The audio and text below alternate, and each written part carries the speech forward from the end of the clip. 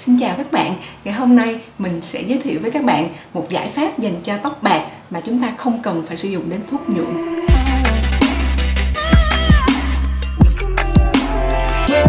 Mình nghĩ là sau tuổi 35 thì phần lớn các bạn gái sẽ phải đối mặt với vấn đề bạc tóc, có thể ít hoặc là nhiều, nhưng mà chắc chắn là trên đầu của chúng ta sẽ xuất hiện những sợi tóc mà không trẻ trung như là ngày xưa nữa.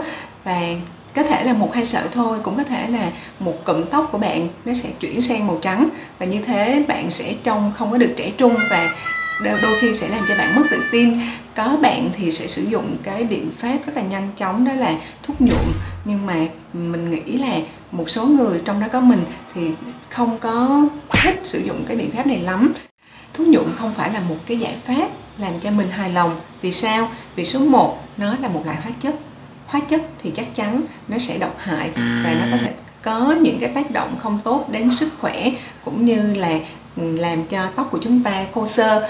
Cái số 2 nữa là mình từ trước giờ không có nhuộm tóc, bởi vì mình thấy màu thuốc nhuộm thì nó không có làm cho mình thấy hài lòng. Bởi vì nếu mà màu sáng thì mình thấy là không có hợp với lại gương mặt của mình. Mà còn nếu mà mình nhuộm màu đen lên, nếu mà các bạn thấy những người mà tóc bạc mà nhuộm đen lên, cái màu đen của thuốc nhuộm nó khác với lại màu đen của tóc, và nó làm cho cái gương mặt của những cái người mà nhuộm tóc màu đen thấy là thường là sẽ có cảm giác hơi đơ. Bạn chắc cũng thấy nhiều rồi đúng không? Nhất là những phụ nữ lớn tuổi mà họ sử dụng thuốc nhuộm màu đen khi mà nhuộm màu đen lên thì khi mà cái mái tóc của họ có những cái sợi tóc mà nó ra ở chân, sợi tóc bạc mà ra ở chân, thì nó sẽ làm cho cái mái tóc nhìn không có được đẹp gì hết. Ngoài cái việc là nó nhìn không tự nhiên, mà đến khi mà tóc của bạn ra tóc mới nếu có những cái phần bị bạc giữa màu đen và màu trắng, nó không có được hài hòa. Vậy cho nên hôm nay mình sẽ giới thiệu với các bạn một giải pháp rất là an toàn mà mình nghĩ là nó cũng làm cho bạn xinh đẹp hơn rất nhiều. Henna thảo dược. Đây là một cái sản phẩm từ thiên nhiên, 100% là thiên nhiên nha các bạn. Các bạn nếu mà có tìm hiểu thì sẽ biết henna là một loại lá được trồng nhiều ở vùng Ấn Độ và Trung Đông. Và bột henna đã được dùng để nhuộm tóc ở châu Âu cũng rất là lâu rồi. Theo như mình biết thì bột henna đã được sử dụng từ cách đây hơn 6.000 năm rồi. Và cái henna này nó sẽ cho bạn một cái sự kỳ diệu. Tại sao mình lại nói là kỳ diệu? Bởi vì những sợi tóc của bạn nếu mà màu đen thì nó sẽ không có bị ảnh hưởng đến màu sắc. Riêng những cái sợi tóc mà màu trắng các bạn thì nó chuyển sang màu nâu đỏ, và nó cũng rất là tuyệt màu với tổng thể chung. Và như vậy, thứ nhất là nó không có gây ảnh hưởng đến cái chất lượng của mái tóc của bạn, vì cái bột này nó còn dưỡng tóc nữa. Và cái số 2 nữa, cái màu của nó thì cực kỳ tự nhiên và làm cho bạn sẽ rất là tự tin. Bây giờ mình sẽ giới thiệu với các bạn cách để mà chúng ta sử dụng henna cho mái tóc của mình nha. Thực ra mình cũng đã từng rất là khổ sở, bởi vì tự nhiên sau một ngày thức dậy là mình thấy ở trên đầu mình có một số sợi tóc bạc. Mình thấy hơi lo lắng. Sau đó mình thấy số sợi tóc bạc nó tăng lên nhiều, và mình cũng nghĩ đến những cái giải pháp để mà xử lý những sợi tóc này. Mình cũng không có muốn là trông mình trở nên già nua, cho nên là mình cũng nghĩ đến những cái biện pháp giống như hồi nãy mình có nói, là chẳng hạn như nhuộm tóc hay là uống những cái thảo dược để giúp cho chúng ta tóc chúng ta đen trở lại. Nhưng mà bạn cũng biết là nếu mà bạn uống thảo dược cho tóc đen thì thường nó chỉ làm cho tóc bạn không bạc thêm thôi. Còn những cái sợi tóc nào mà nó đã bạc rồi thì nó cũng sẽ giữ màu trắng như vậy. Những sợi tóc trắng ở trên mái tóc của bạn thì sẽ làm cho bạn trông không có được trẻ trung, và đôi khi làm cho bạn mất tự tin. Cho nên là nếu mà những cái sợi tóc đó nó chuyển sang màu nâu đỏ thì mình chắc chắn là nhìn bạn trông sẽ rạng rỡ hơn rất là nhiều. Mình cũng đã làm như vậy.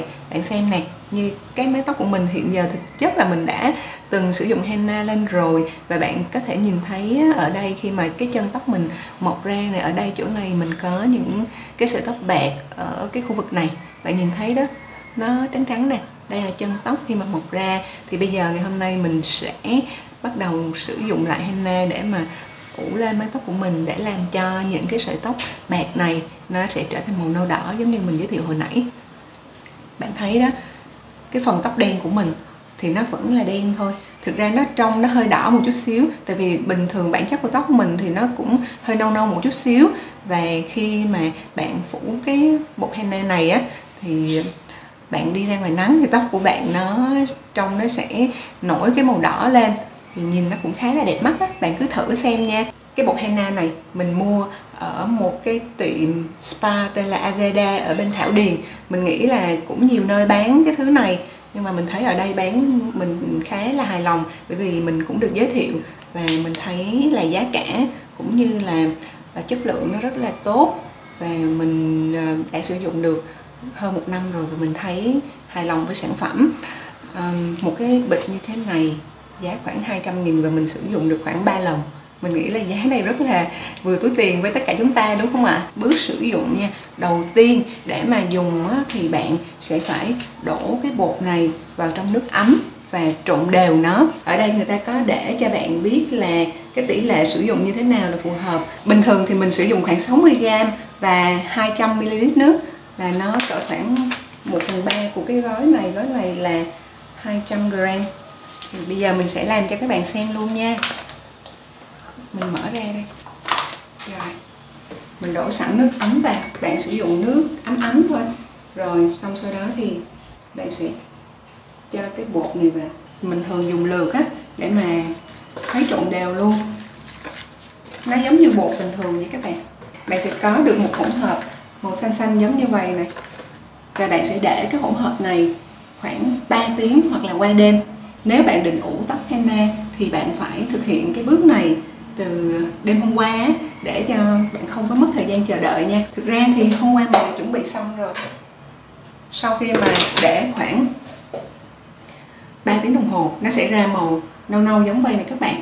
Bước số 2 đó là chúng ta sẽ bôi Vaseline lên phần da xung quanh tóc của mình để tránh cho cái màu henna này dây vào trên da và nó sẽ lưu lại cái màu nâu khá là lâu. Thường thì nếu mà dính thì nó cũng phải ở đó khoảng 1 đến 2 tuần. Các bạn bôi ở đây, bôi ở tai, xung quanh ở phía sau và ở đây nữa. Các bạn cũng đừng quên là bôi Vaseline ở trên tai nữa nha. Bước số 3 là chúng ta sẽ lấy cái hỗn hợp này để mà bôi lên tóc khô.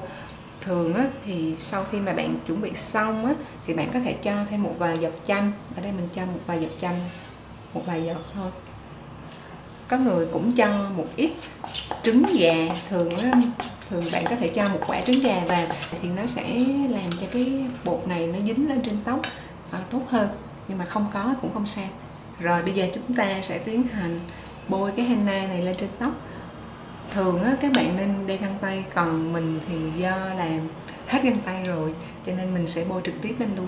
Nếu mà lỡ cái dính trên tay thì mình sẽ chịu nó hơi nâu nâu một vài ngày, sau đó thì nó sẽ phai đi ha. Các bạn có nhớ không, hồi nãy mình có chỉ là tóc của mình á, cái phần chỗ này ở trên đỉnh đầu, các bạn có nhìn thấy những cái sợi bạc ở đây không? Tóc mình thì nó bạc nhiều ở chỗ này, còn những chỗ khác thì may mắn là nó cũng còn đen. Mình sẽ ưu tiên những cái chỗ có tóc bạc trước nha. Các bạn nhớ sử dụng cái khăn, dùng cái khăn cũ thôi, bởi vì cái henna này nó sẽ dính màu lên trên cái khăn của bạn. Rồi các bạn choàng qua để không có làm dơ cái áo của bạn. Nếu mà các bạn kỹ thì bạn dùng Vaseline mà bôi luôn trên cổ luôn. Lát nữa lỡ mà có dính lên cổ thì nó sẽ rất là dễ rửa ra, bởi vì Vaseline là chất béo á, nó sẽ làm cho cái henna này không có dính được vào da của chúng ta. Mình sẽ bôi lên từng lớp nha. Các bạn bôi lên trên tóc theo từng lớp vậy nè.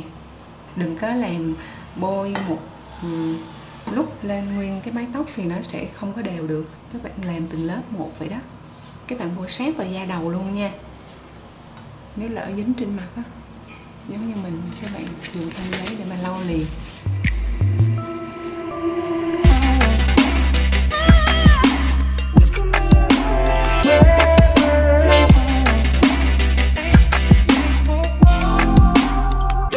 Mình đã bôi xong henna lên tóc của mình rồi. Bây giờ mình sẽ dùng một cái shower cap và đội lên trên tóc. Nếu lỡ tay có dính thì bạn rửa tay xà bông ngay lập tức nha. nó sẽ hơi vàng vàng vậy nè các bạn. Cho nên là các bạn nếu không muốn bị dính trên tay á, các bạn nên đeo găng tay vào. Sau khi mà đội xong cái nón này vào thì mình sẽ chờ từ 2 đến 3 tiếng đồng hồ. Nếu bạn có nhiều thời gian thì bạn nên chờ khoảng 3 tiếng thì màu của henna sẽ lưu trên tóc bạn lâu hơn. Còn nếu không, 2 tiếng cũng đã đủ rồi. Bạn có thể làm những việc nhà trong lúc chờ bột henna được thấm vào trong tóc của bạn. Bây giờ mình sẽ chờ trong vòng 2 tiếng đồng hồ để cho henna có thể phủ cái màu lên những sợi tóc của mình nha. Các bạn có thể dùng một cái khăn để quấn như vậy cho nó vững hơn tóc của mình ha, nó không có bị rơi xuống dưới, và lỡ mà henna có rơi ra ngoài thì nó sẽ không có làm dơ áo quần cũng như là cổ của bạn.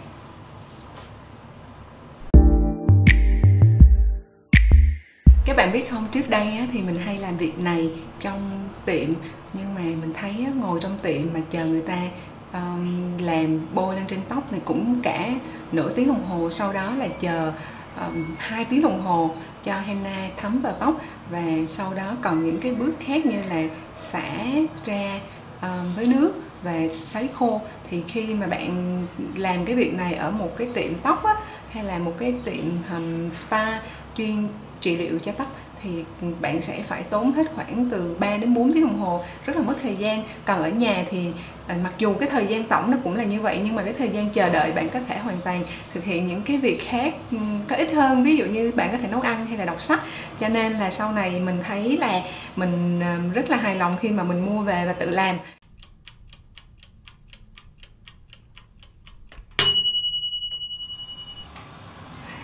Hai tiếng đồng hồ đã trôi qua rồi, bây giờ mình sẽ tiến hành xả cái henna này ra khỏi tóc của mình. Các bạn có thể sử dụng nước thường hoặc nước ấm, nhưng mà các bạn không được sử dụng dầu gội đầu hoặc là dầu xả.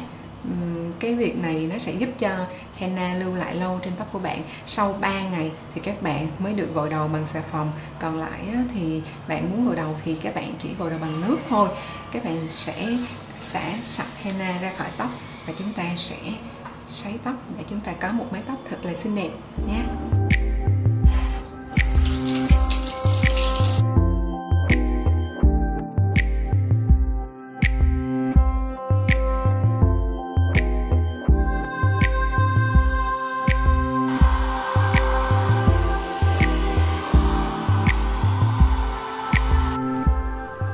Các bạn ơi, mình đã hoàn tất công đoạn ủ tóc bằng henna. Và bây giờ tóc mình đã có một cái màu rất là tự nhiên. Tóc đen thì nó vẫn đen, và những sợi tóc mà nó màu trắng thì bây giờ đã được chuyển sang thành màu nâu đỏ. Các bạn xem thử nha. Ở đây hồi nãy mình đã chỉ cho các bạn. Ở đây là cái chỗ mà mình có nhiều tóc bạc nhất. Và những cái màu tóc khi mà nó ra mới á, cái màu trắng và màu nâu đỏ này nó khá là tiệp màu với nhau, và các bạn sẽ không thấy nó chói lắm. Cho nên là cái mái tóc của chúng ta có thể giữ được trong khoảng 2 tuần đến 1 tháng. Sau đó thì bạn có thể dặm lại bằng bột henna. Thì lúc mà bạn ủ lại á, thì bạn chỉ cần ủ những cái chỗ mà tóc bạn có nhiều tóc bạc thôi. Cái việc mà mình ủ lại nguyên cả mái tóc để cho cái màu của nó hài hòa thì bạn có thể thực hiện khoảng mỗi 2 tháng. Còn lại những cái chỗ nào mà bạn thấy là đó ở mặt tiền á, thì bạn chú ý là mỗi lần mà bạn thấy nó ra cái phần trắng nhiều thì bạn chuẩn bị henna và bạn bôi lên để ủ giống như hồi nãy giờ mình đã hướng dẫn. Mình chúc cho bạn sẽ có một mái tóc trẻ trung và ưng ý. Và nếu bạn thích video của mình thì các bạn đừng quên like và share kênh YouTube của mình nha. Mình cảm ơn các bạn rất là nhiều. Mình chúc các bạn luôn